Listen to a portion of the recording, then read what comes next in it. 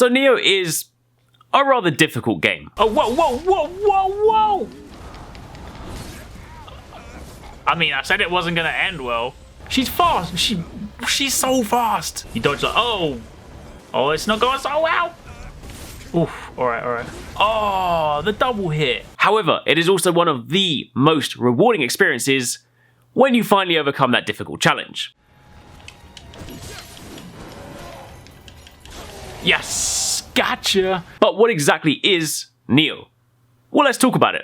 First up, Nioh is effectively the Japanese-themed Dark Souls. It is another one of those punishingly difficult games that'll test not only your patience, but also your restraint. Basically to see whether or not you're gonna throw your controller after the same boss defeats you for the 50th time. You play as this chap named William, who finds himself in Japan for a reason that I will leave out of this video to avoid any sort of story spoilers for those of you guys that want to experience it for yourself. But basically, it is your job to work through a series of missions, defeating anything that stands in your way, ranging from simple enemies, all the way up to the huge yokai bosses of the stage. Yokai being the Japanese word for demon. However, unlike the frequently compared to Dark Souls, which takes place in a huge, open, expansive world, Nioh adopts a mission structure where you load into your level, you work your way through your stage, which is still big in its own right, and then upon completing said mission, which invariably results in defeating a huge boss, you then return to the world map and embark on your next mission.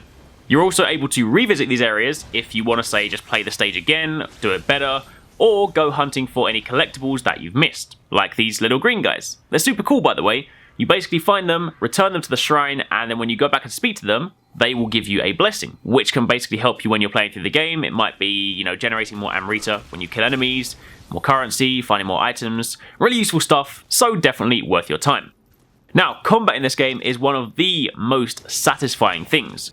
Not only is there an enormous range of weapons to choose from, but there are also fighting stances too.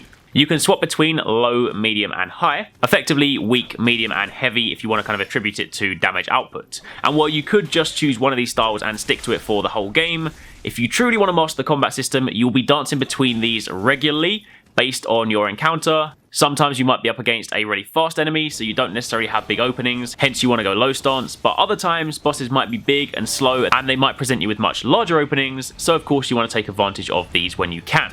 However, further to that, there is also the appropriate use of the ki system. Now, ki is effectively stamina, and while yes, it is a means to stop you from, say, rolling indefinitely or attacking indefinitely, there is also a much deeper mechanic underlying this system. When you attack, your stamina of course depletes, but if you press R1 at the right time, you can do what is known as a ki pulse. This allows you to regain some of the stamina you used during that attack, in turn allowing you to attack a little bit more than you would have otherwise. However, it's not just used to regain stamina. When you're fighting some of the bosses and just some of these smaller yokai around stages, they deploy these yokai fields, effectively these sort of black mist areas. When you stand in here, your stamina does not replenish, which of course means they have the advantage when fighting in these fields.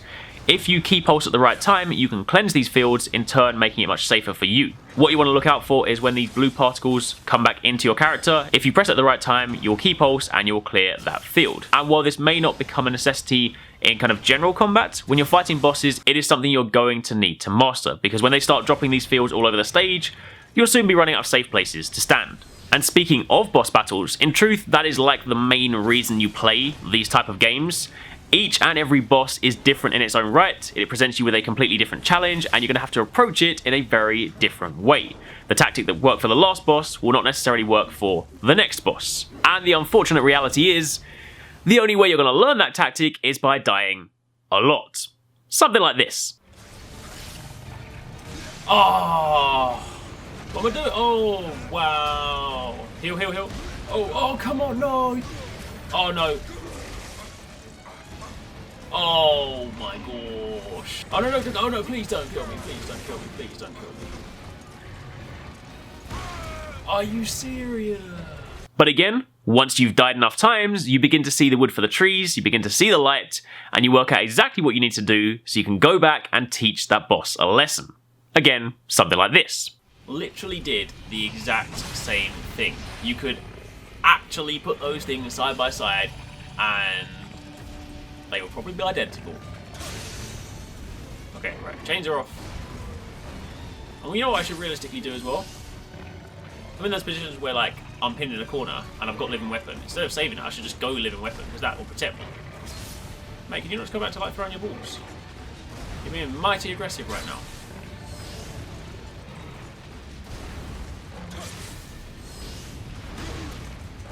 Okay, we're gonna go, we're gonna do it.